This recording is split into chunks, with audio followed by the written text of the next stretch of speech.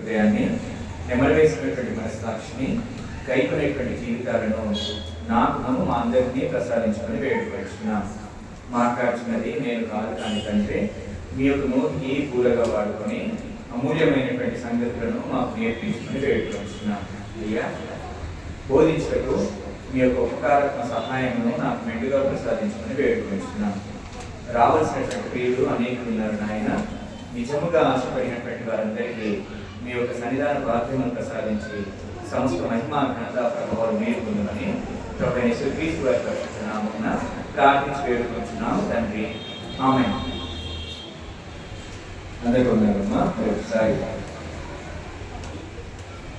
నేను ఎప్పుడు చెప్తూ ఉంటాను, ఎప్పుడు కూడా మనం మందిరానికి వచ్చినప్పుడు లేదంటే దేవుని యొక్క సన్నిధానంలోకి వచ్చినప్పుడు మనుషుల తట్టు కాకుండా, మనుషులు వైపు కాకుండా ఎక్కడ నింపాలంటే మన ధ్యాస అంతా దేవుని యందు మన యొక్క ధ్యాస, మన యొక్క ఆలోచన నింపాల్సినటువంటి వారమై ఉంటూ ఉన్నాం.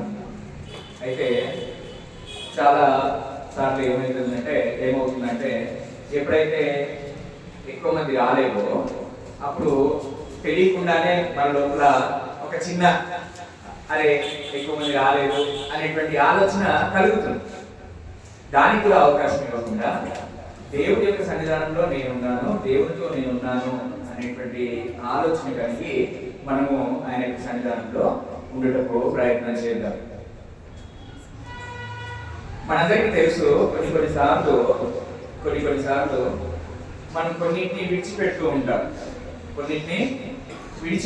ఉంటాం, అంటే లేదంటే తృణీకరిస్తూ ఉంటాం, లేదంటే కొన్నిటిని విసర్జించడం అని కూడా అనొచ్చు. కొన్నిటిని మనము పక్కన పెట్టేస్తూ ఉంటాం, కొన్నిటిని పట్టించుకోకుండా పక్కన పెడుతూ ఉంటాం, కొన్నిటినేమో మనం తీసుకుంటూ ఉంటాం, కొన్నిటిని పట్టించుకుంటాం లేదా తీసుకోగలుగుతాం, కొన్నిటినేమో తృణీకరించేస్తాం. మనకి ఇష్టం లేనటువంటి వాటిని కూడా ఏం చేస్తాం, మనము విసర్జించేస్తాము లేదంటే తృణీకరిస్తాం.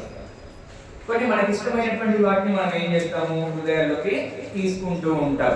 అవునా కాదు? ఇప్పుడు సపోజ్ మనకి ఎక్కడైనా యాక్సిడెంట్ లాంటిది ఏమైనా జరిగింది అనుకోండి, రోడ్ పైన జరిగినప్పుడు ఏం చేస్తారు, అక్కడ పోలీసులు మొత్తం అక్కడ నిల్చొని ఒక రిబ్బన్ కట్టేస్తారు, నిషేధిత ప్రాంతము, అంటే ఎవరి దీంట్లోకి లోపలికి రావద్దు అని చెప్పేసి అక్కడ ఒక బార్డర్ లాగా వాళ్ళకి రిబ్బన్ కట్టేస్తారు. కట్టారా? చూస్తాం కదా, ఏదైనా మర్డర్ జరిగిన పంచనామాలు చేసేటువంటి ఆ యొక్క సమయంలో కూడా రిబ్బన్ కట్టేస్తూ ఉంటారు. అంతేకాకుండా డీప్ ఫారెస్ట్ లోకి వెళ్లే ముందు ఇక్కడ డేంజర్ కాబట్టి ఇది నిషేధిత ప్రాంతము, దీన్ని దాటి లోపలికి వెళ్ళొద్దు అని చెప్పేసి ఫారెస్ట్ లెవెల్లో కూడా వాళ్ళుగా రాసి పెడుతూ ఉంటారు. అంతేకాకుండా జనరల్ గా పబ్లిక్ ఏరియాస్ లో పొగ త్రాగుట నిషేధము అని చెప్పేసి రాసి ఉంచడం, ఇవన్నీ మనము జనరల్ గా చూస్తూ ఉంటాం. అంటే కొన్ని నిషేధించడం, లేదంటే తృణీకరించడం, లేదంటే విడిచిపెట్టడం అనేటువంటి విషయాన్ని మనము గమనిస్తూ ఉంటాం. అయితే గ్రంథంలో కూడా కొంతమంది కొన్నిటిని విసర్జించారు, కొంతమంది కొన్నిటిని విసర్జించడం జరిగింది. అవేంటో తెలుసుకోవడానికి ప్రయత్నం చేద్దాం. గ్రంథంలో నుండి కొంతమంది కొన్నిటిని విసర్జించారు, లేదంటే తృణీకరించారు, లేదంటే నిషేధించారు, ఏదన్నా మనము అనుకోవచ్చు. అయితే ఆ సంఘటన గురించి కొన్ని విషయాలు చూడడానికి మాత్రమే ప్రయత్నం చేద్దాం. ఒకసారి అందరం కూడా ఆది కాండము 25వ అధ్యాయంలోనికి వెళ్దాం. ఆది కాండము 25వ అధ్యాయము 34వ వచనాన్ని చదువుదాం. ఆది కాండము 25వ అధ్యాయము యాకోబు ఆహారము చిక్కుడుకాయల వంటకమును ఏశావుకి ఇచ్చెను. అతడు తిని త్రాగి లేచిపోయాను. అట్లు ఏశావు తన జ్యేష్ఠత్వమును తృణీకరించాడు. అట్లు ఏశావు ఏం చేసినట్ట, తన యొక్క జ్యేష్ఠత్వమును తృణీకరించేసినట్ట. జ్యేష్ఠత్వము అంటే మామూలు విషయం కాదు. జ్యేష్ఠత్వము అంటే ఆయన ఏంటంటే అధికారి అయి ఉంటాడు, ఆ గృహానికి అధికారి అయి ఉంటాడు. అట్ ద సేమ్ టైం ఆయనకు ఆస్తిలో 2 అంతలు వస్తుంది. 2 అంతల ఆస్తికి అర్హుడు జ్యేష్ఠత్వం అంటే అట్ ద సేమ్ టైం ఆయనకు అధికారం ఉంటుంది. అదిగో అటువంటి దాన్ని ఆయన ఏం చేశాడంట, తృణీకరించాడు. ఏశావు ఏం చేసిందన్న, ఒక్క పూటి కొరకు ఆయన ఏం చేసిందంట, తన యొక్క జ్యేష్ఠత్వపు హక్కును విసర్జించేసింది, లేదంటే తృణీకరించినట్టుగా మనం గమనిస్తూ ఉన్నాం. అందుకనే దేవుడు హెబ్రీ పత్రికలో హెబ్రీలకు రాసినటువంటి పత్రిక 12వ అధ్యాయంలో ఈ విధంగా చెప్పబడుతుంది. హెబ్రీలకు రాసినటువంటి పత్రిక 12వ అధ్యాయము 16 నుంచి 17 వచనాలు మనం చదువుకున్నాం. 16, 17 వచనాలు. ఒక్క పూట కూటి కొరకు తన జ్యేష్ఠత్వపు హక్కును అమ్మివేసిన ఏశావు వంటి భ్రష్టుడైన ఏశావు వంటి భ్రష్టుడు అయినను వ్యభిచారి అయినను ఉండునేమో అనియు జాగ్రత్తగా ఎవరితో పోల్చాడు దేవుడు? భ్రష్టుడు అన్నాడు. తృణీకరించినటువంటి జ్యేష్ఠత్వపు హక్కును తృణీకరించినటువంటి ఏశావును దేవుడు ఏమంటున్నాడు? భ్రష్టుడు అని చెప్పేసి అంటున్నాడు. అంటే విలువైనటువంటి జ్యేష్ఠత్వపు హక్కును ఆయన వదులుకున్నటువంటి భ్రష్టుడు అని చెప్పేసి అంటున్నాడు. ఇంకొంచెం ముందడుగు వేసి వ్యభిచారులైనను మీలో ఉన్నదేమో జాగ్రత్తగా చూసుకోండి అన్నట్టుగా అక్కడ చెప్తూ ఉన్నాడు. కాబట్టి ఏశావు దేన్ని తృణీకరించాడు? ఒక్క పూటకు. అంటే మనకు కూడా అప్పటికప్పుడు కొన్ని తీర్చుకోవడానికి విలువైనటువంటి వాటిని తృణీకరిస్తూ ఉంటాం. అప్పటికప్పుడు ఉన్నటువంటి అవసరతలను తీర్చుకోవడానికి విలువైనటువంటి బహుమానాలను వాగ్దానములను మనము వదులుకుంటూ ఉంటాం. అది అర్థం చేసుకోలేనటువంటి ఏశావు అప్పుడు ఆయన ఏంటి, అడవి నుంచి వేటకెళ్ళి వచ్చిండు. వెళ్ళొచ్చి చాలా హంగ్రీగా ఉన్నాడు. మామూలుగా లేడు, ఆయన చాలా ఆకలిగా ఉన్నాడు. ఆకలిగా ఉన్నప్పుడు ఆ సమయంలో యాకోబు మంచి వంటకం చేసి పెట్టిండు. అక్కడ చేసి పెట్టగానే మరి నువ్వు ఇస్తావా అంటే ఇస్తాను. ఏమి చేసిండు? జ్యేష్ఠత్వపు హక్కును ఇచ్చేసిండు. అంటే ఆయనకి అది మంచి చక్కటి బహుమానం. ఆ విలువైనటువంటి బహుమానాన్ని టెంపరరీ నీడ్స్ కోసం వదిలేసుకున్నాడు ఏశావు. కాబట్టి మనకు కూడా అప్పుడప్పుడు కొన్ని సందర్భాలలో చిన్న చిన్న సమస్యలు వస్తాయి.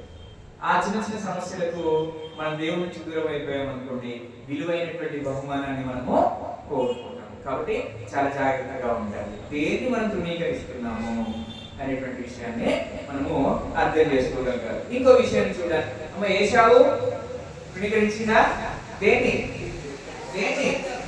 విలువైనటువంటి దాన్ని, విలువ లేని దాని గురించి ఆయన అమ్మేసుకున్నట్టుగా మనం గమనిస్తూ ఉన్నాం. సంఖ్యాకాండంలోకి వెళ్దాం. ఇప్పుడు సంఖ్యాకాండము 14వ అధ్యాయము,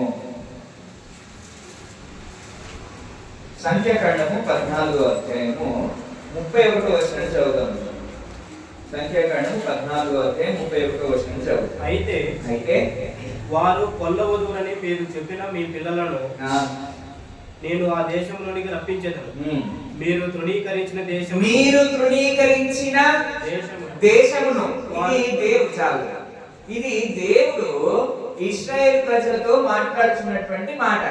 మీరు తృణీకరించినటువంటి దేశమును అంటే దేని తృణీకరించారు వీళ్ళు? ఆయన ఇచ్చేటువంటి స్వాస్థ్యముగా ఆయన ఇచ్చేటువంటి ఆ కానాను దేశంనే వీళ్ళు ఏం చేస్తున్నారంట? తృణీకరిస్తున్నారంట. అంటే బాబు మాకు వద్దు ఆ దేశము అని చెప్పేసి చెప్తున్నారు ఇండైరెక్ట్ గా. తృణీకరించడం అంటే ఏశావు కూడా ఏమన్నాడు? నాకు వద్దు ఈ జ్యేష్ఠత్వము అని చెప్పేసి ఇండైరెక్ట్ గా ఈ రిజెక్టెడ్. అట్లాగే ఇశ్రాయేల్ ప్రజలు ఏం చేస్తున్నారు? దేవుడు ఇచ్చేటువంటి శ్రేష్టమైనటువంటి పాలు తేనెలు ప్రవహించేటువంటి దేశమునే వీళ్ళు ఏం చేసినట్ట? తృణీకరించాను అనేసి రాయబడింది. దేవుడు ఒక స్వాస్థ్యాన్ని ఇస్తూ ఉంటే, దేవుడు ఒక బహుమానాన్ని ఇస్తుంటే, దేవుడు ఒక వాగ్దానాన్ని ఇస్తూ ఉంటే వాళ్ళు ఏం చేస్తున్నారు? అక్కడ తృణీకరించేస్తున్నారు. నో అని డినై చేసేస్తున్నారు. ఒకసారి అది ఎటువంటి దేశమో చూడడానికి ప్రయత్నం చేద్దాం. ద్వితీయోపదేశకాండం 11వ అధ్యాయంలోనికి వెళ్దాం. ద్వితీయోపదేశకాండము 11వ అధ్యాయము 12వ వచనాన్ని చూద్దాం.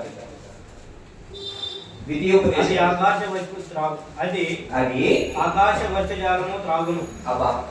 ఆ దేశం అది అంటే అక్కడ ఆ దేశం గురించి వివరిస్తున్నాడు దేవుడు. ఆ దేశం అంట ఆకాశ వర్షమును త్రాగును.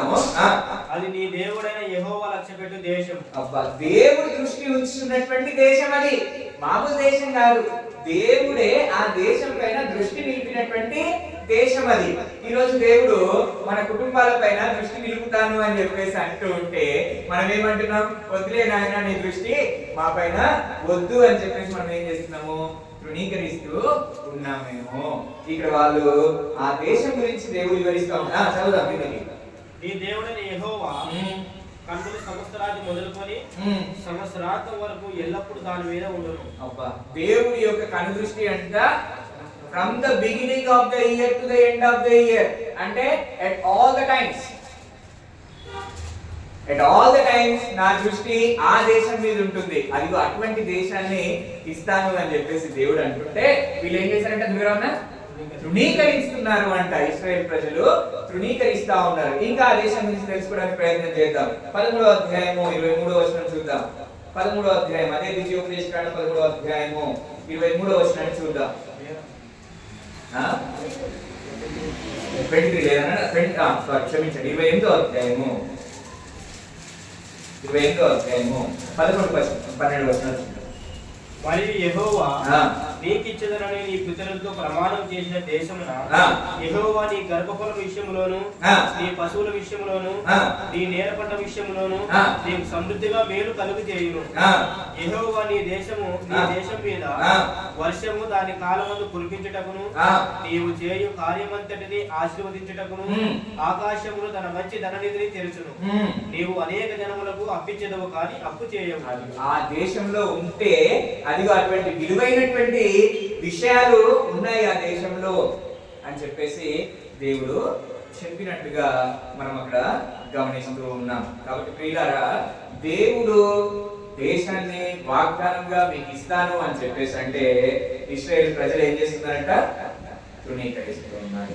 ఈరోజు దేవుడు మన కుటుంబం పట్ల దివ్యమైనటువంటి దీవెనలు కుమరిస్తాను అని చెప్పేసి అంటూ ఉంటే మనం ఏం చేస్తున్నామంట?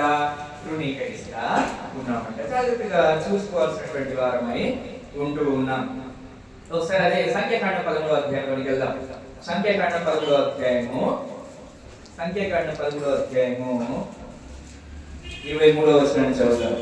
వారు ఎష్కోలు లోయలోనికి వచ్చి అక్కడ ఒక్క గిలగల ద్రాక్ష చెట్టు యొక్క కొమ్మను కోసి దండెతో ఇద్దరు మోసిరప్ప. ఈ దేశం చూడండి ఎంత శ్రేష్టమైనటువంటి ఫలాలను ఇస్తుందో చూడండి. ఒక్క ద్రాక్ష గెలనంట ఇద్దరు మోస్తారంట. ఎక్కడన్నా విన్నాం అసలు ఇది? ఒక్క ద్రాక్ష గెలను ఎంతమంది మోస్తారంట? ఇద్దరు మోస్తారంట. ఇప్పుడు ద్రాక్ష గెల మాహిరన్న ఇట్లా పట్టుకుంటాడు, అంతే కదా? ఎవరైనా సరే ద్రాక్ష గెలను ఎట్లా పట్టుకుంటాం? సింపుల్గా 2 ఏళ్ళతో ఇట్లా పట్టుకుంటాం. సరే ఇంకా కొంచెం ఎక్కువ ఉన్నాయంటే ఇట్లా ఫుల్ హ్యాండ్ తో ఇట్లా పట్టుకుంటారు. అటువంటి ఒక ద్రాక్ష గెలనంట ఇద్దరు మనుషులు కర్ర పెట్టుకొని మోస్తారంట. అంత బ్రహ్మాండమైనటువంటి ఫలాలను ఇచ్చేటువంటి దేశం అది. అట్టి దేశాన్ని నేను మీకు ఇస్తాను అని చెప్పేసి అంటే వీళ్ళు ఏం చేశారంట?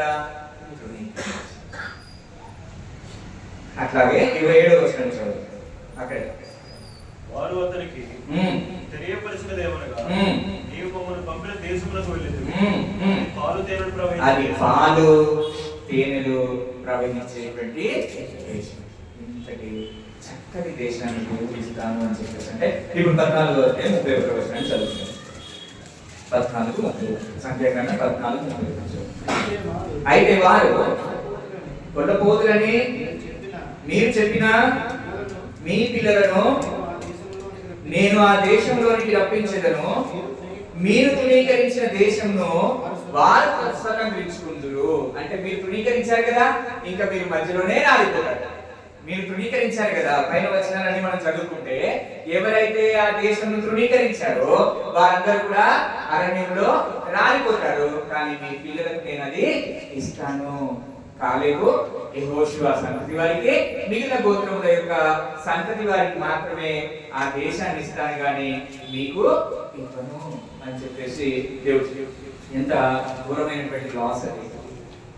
దేవుడు ఇస్తున్నటువంటి దేశాన్ని స్వతంత్రించుకోకుండా తృణీకరించినందుకు దేవుడు ఏం చేశాడంటే వాళ్ళందరినీ కూడా 20 ఏళ్ళు పైబడినటువంటి వారందరినీ కూడా అరణ్యంలో రాలేను అని రాయబడింది. ఎందువల్ల? వాళ్ళ దేశాన్ని తృణీకరించడము. కాబట్టి ఏశావు తృణీకరించాడా? భ్రష్టుడైపోయాడు. ఇశ్రాయేలు తృణీకరించారా? ఆయన ఇచ్చేటువంటి దేశాన్ని? వాళ్ళు రాలిపోయారు, అంటే చనిపోయారు అనేటువంటి విషయాన్ని మనం అర్థం చేసుకోవాలి. ఇంకొంచెం ముందుకు వెళ్ళడానికి ప్రయత్నం చేద్దాం. మొదటి సమయంలో 8వ మొదటి సమయంలో 8వ 5 నుంచి 7 వచనాలు. చిత్తగించుము. నీవు వృద్ధుడవు, నీ కుమారులు నీ ప్రవర్తన వంటి ప్రవర్తన గల వారు కారు గనుక సకల జనుల మర్యాద చొప్పున మాకు ఒక రాజును నియమించుము. మాకు ఒక రాజును నియమించు. ఇక్కడ జరుగుతున్నటువంటి విషయం ఏంటంటే సమూయేలు న్యాయాధిపతిగా ఉన్నాడు, లేదా ప్రవక్తగా ఉన్నాడు. ఉన్నటువంటి ఆ యొక్క సమయంలో సమూయేలు కుమారుడు, ఆ కుమారుడు సమూయేలు వంటి ప్రవర్తన కలిగినటువంటి వారు కాదు. అంటే వాళ్ళు కొంచెం బ్యాడ్ హ్యాబిట్స్ ఉన్నటువంటి వారు. వారిని బట్టి అక్కడ ఉన్నటువంటి ప్రజలు సమూయేలు దగ్గరికి వచ్చింది, అయ్యా సమూయేలు, నీ కుమారుడు నీలాగా మంచివాడు కాదు, కాబట్టి నువ్వేమో ముసలివాడివి అయిపోయావు, నువ్వేమైపోయావు, వృద్ధుడవైపోయావు, నీ కొడుకులేమో నీలాంటి వాళ్ళు కాదు, కాబట్టి సకల జనుల మర్యాద చెప్పున మాకు ఒక రాజును ఏర్పరచు అని చెప్పేసి అక్కడ ఇశ్రాయేలు ప్రజలు సమూయేలుతో చెప్తున్నారు. అర్థమవుతుందా? కాంటెక్స్ట్ అర్థమైందా? అక్కడ ఉన్నటువంటి కాంటెక్స్ట్ అర్థమైందా? అక్కడ సమూయేలు వాళ్ళ పిల్లలు చేసినటువంటి ఆ యొక్క తప్పుడు పనుల వల్ల సమూయేలు దగ్గరికి వచ్చి వాళ్ళు చెప్పినటువంటి మాటలు మనం చదువుతాం. ఇది చదువుతాం. అతడు మాకు న్యాయం తీర్చునని అతనితో అడిగింది. మాకు న్యాయం తీర్చుటకై రాజును నియమింపమని వారు అనిన మాట సమూయేలు దృష్టికి ప్రతికూలంగా ఉండదు. సమూయేలు యెహోవాను ప్రార్థన చేశాడు. ఇక్కడ చూడండి, ఇప్పుడు ఫర్ ఎగ్జాంపుల్ ఏదైనా స్థానిక సంఘంలో కాపరి ఉంటాడు, లేదంటే నడిపించేటువంటి సువార్థికుడు ఉన్నాడు. ఉన్నప్పుడు ఎన్నో రోజుల నుంచి నమ్మకంగా ఆయన వర్క్ చేస్తూ ఉన్నాడు. చేసేటువంటి క్రమంలో కొంతమంది వచ్చేసి, బాబు నువ్వు పక్కకెళ్ళు, మాకు వేరే వాళ్ళు ఇవ్వు అని చెప్పేసి అన్నారు అనుకోండి. ఇప్పుడు సమూయేలు చాలా నమ్మకంగా అక్కడ పనిచేస్తున్నారు. పని చేసేటువంటి టైంలో అక్కడ ఉన్నటువంటి ఇశ్రాయేలు ప్రజలు వచ్చేసి, నాయన సమూయేలు, ఇక నీ సర్వీసెస్ చాలు, పక్కకెళ్ళిపో, మాకు వేరొక రాజు నియమించు అని చెప్పేసి అన్నప్పుడు కోపం వస్తుందా రాదా? బాధ అనిపిస్తుందా అనిపించదా? అరే ఇన్ని సంవత్సరాలు నేను కష్టపడి పనిచేశాను కదా, నమ్మకంగా పనిచేశాను కదా, అయినా కానీ మీరు నన్ను పక్కకి వెళ్ళిపో అని చెప్పేసి అంటున్నారు అని చెప్పేసి ఎవరికైనా అనిపిస్తుంది కదా, జెన్యూన్ గా వర్క్ చేసినటువంటి వారు. అలాగే సమూయేలు కూడా ఆ మాట పాపం వినగానే చిక్కుమన్నది, ఆయన కూడా ప్రతికూలంగా అనిపించింది, ఆయనకు అనుకూలంగా అనిపించలేదు ఆ మాట. అప్పుడు ఆయన ఏం చేసిండు, ఆయన ఎవరికి చెప్పలేదు, ఆయన ఎవరి మీద కోపడలేదు, ఆయన ఏం చేసిండు, వెళ్ళి దేవుడికి ప్రార్థన చేసుకున్నాడంట. చేసిన తర్వాత ఏమన్నా చూద్దాం. అందుకు యెహోవా సమూయేలునకు సెలవిచ్చినది ఏమనగా, జనులు నీతో చెప్పిన మాటలన్నిటి ప్రకారం జరిగింపుము, వారు నిన్ను విసర్జింపలేదు కానీ తమను ఏలకుండా నన్నే విసర్జించారు. అంటే ఇక్కడ ఉన్నటువంటి ప్రజలు అంతకుముందు దేశాన్ని విసర్జించారు, ఇప్పుడు దేన్ని విసర్జిస్తున్నారు? దేవుణ్ణే విసర్జిస్తున్నారు. దేవుణ్ణే, మహోన్నతమైనటువంటి దేవుణ్ణే, సర్వశక్తుడైనటువంటి దేవుణ్ణే ఆ యొక్క ప్రజలు ఏం చేస్తున్నారంట? విసర్జిస్తున్నారు. సమూయేలు, నిన్ను కాదు వాళ్ళు విసర్జించేది, నన్ను విసర్జిస్తున్నారు, నా ఏలుబడినే వాళ్ళు విసర్జిస్తున్నారు. మా దేవుడితో పెట్టుకుంటే ఎవరైనా తాళగలుగుతామా? ఎనీవన్నీ మనం ఎవరైనా సస్టైన్ అవ్వగలుగుతాం ఆయనతో పెట్టుకుంటే? నాకు విరోధి అయి వర్తిల్లేటువంటి ఆయుధం ఏది అని చెప్పేసి దేవుడు ప్రశ్నిస్తూ ఉంటాడు. కాబట్టి ఆయనకే విరోధంగా లేచినటువంటి ప్రజలు ఇశ్రాయేలు ప్రజలు, వారు దేవుణ్ణి విసర్జించారు. ఈరోజు నువ్వు నేను దేవుణ్ణి ఏ విషయంలోనైనా పక్కన పెట్టుకున్నామా? మహాదేవుణ్ణి, సర్వశక్తిమంతుణ్ణి, సర్వోన్నతుణ్ణి, మహోన్నతమైనటువంటి స్థలంలో నివాసమై ఉన్నటువంటి వారిని నిత్యము పరిశుద్ధులు పరిశుద్ధులు పరిశుద్ధులు అని కొనియాడవలసినటువంటి ఆ యొక్క దేవాది దేవుణ్ణి మనం కూడా తృణీకరిస్తున్నామా, విసర్జిస్తున్నామా? ఆయనకు విరోధంగా ఉండేటువంటి ఏ ఆయుధం కూడా వర్తిల్లదు. కాబట్టి ఎట్టి పరిస్థితుల్లో కూడా అటువంటిది తగదు అనేటువంటి విషయాన్ని మనం గుర్తున్నామా? మొదటిగా ఏశావు తృణీకరించాడు, తర్వాత ఇశ్రాయేలు ప్రజలు ఆయన ఇచ్చేటువంటి దేశాన్ని విసర్జించారు, ఆ తర్వాత ఇశ్రాయేలు ప్రజలు దేవుణ్ణి తృణీకరించారు. ఆ తర్వాత ఏం జరిగిందో చూడడానికి ప్రయత్నం చేద్దాం. అందరం ఇప్పుడు యెషయా గ్రంథం 1వ అధ్యాయం. యెషయా గ్రంథం 1వ అధ్యాయం 3వ వచనం చూద్దాం. యెషయా గ్రంథం. ఎద్దు తన కాలమందు నిలుపును, ఎద్దు తన కామాందు నెరుగును, గాడిద సొంతవాని తోటి తెలుసుకొనును.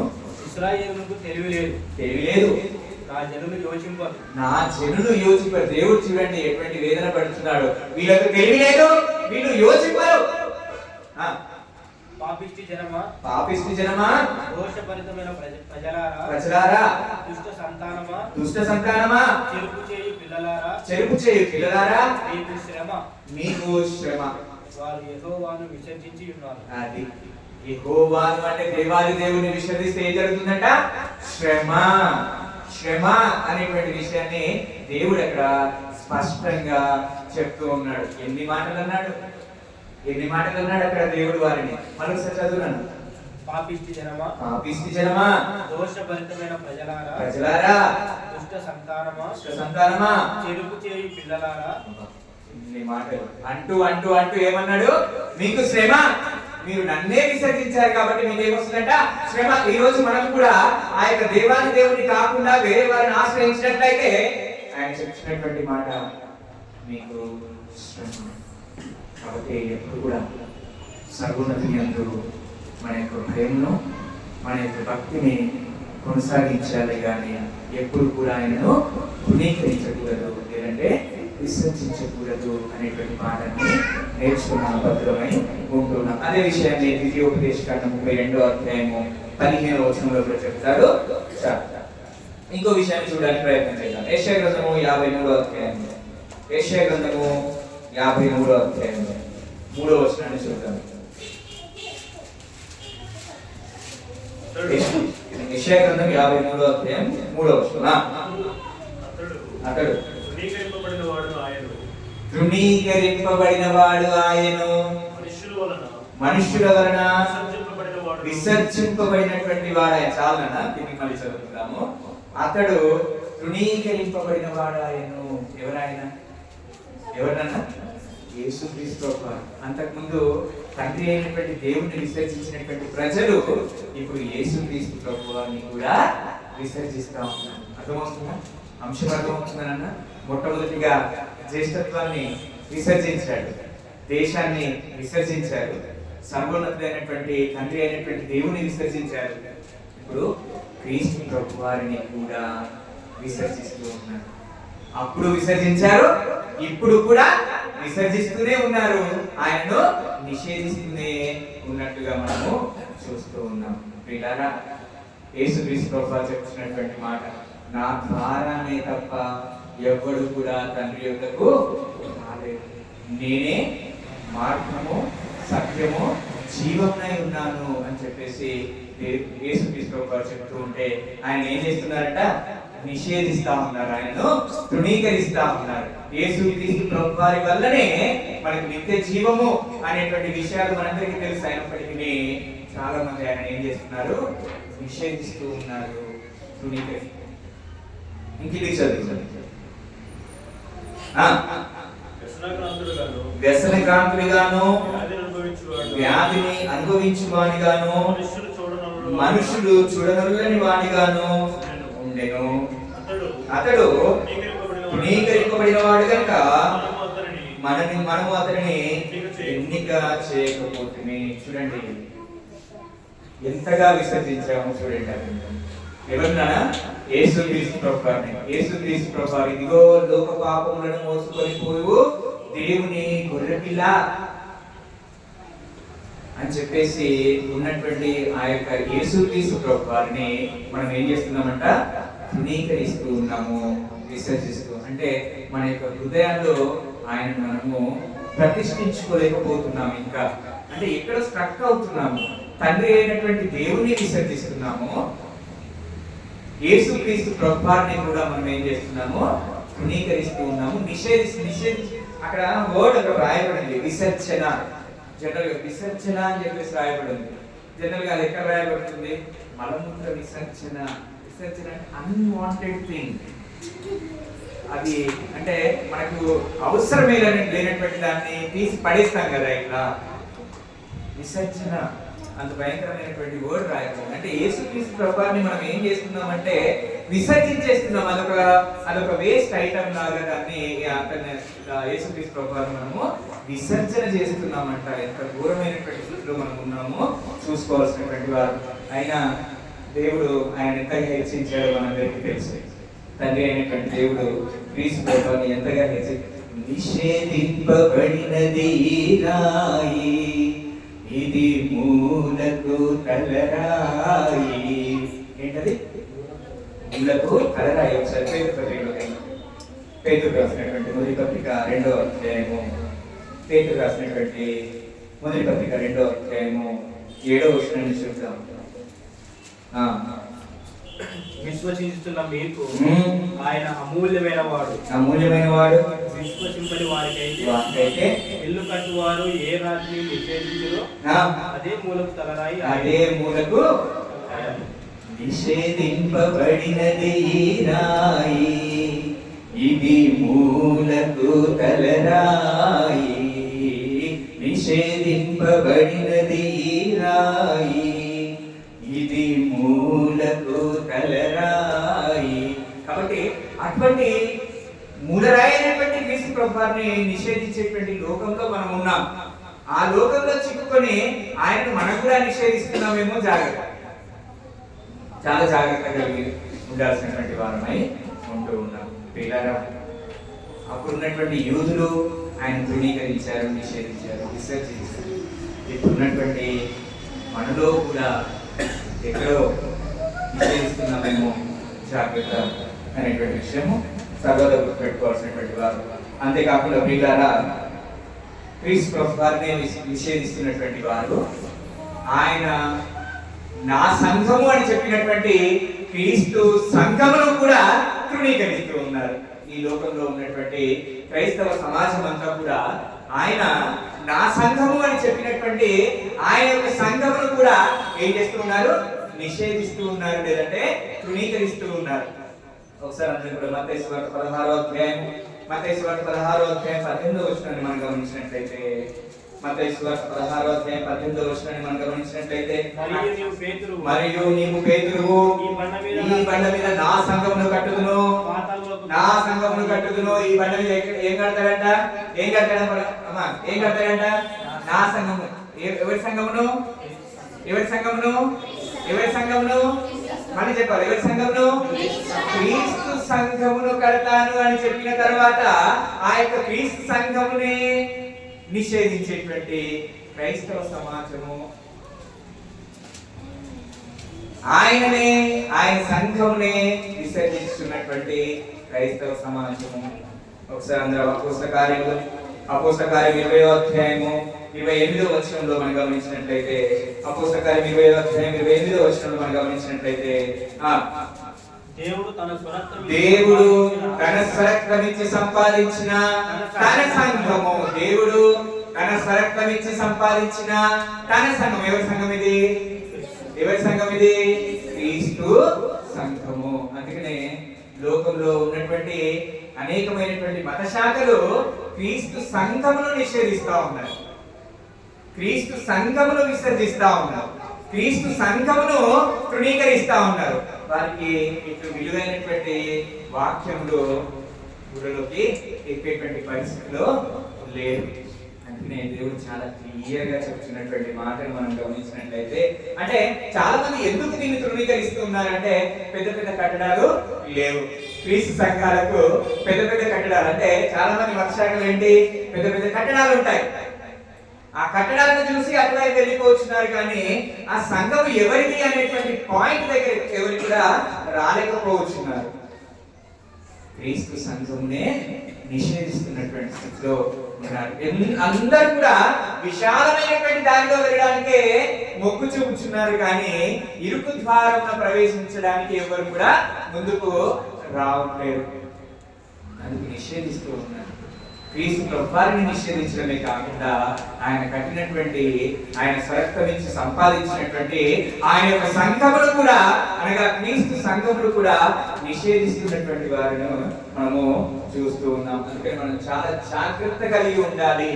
గాలికి కొట్టుకొని పోయేటువంటి పొట్టు వలె మనం ఉండకూడదు. గాలికి ఏం చేస్తామా? పొట్టు ఏం చేస్తుంది?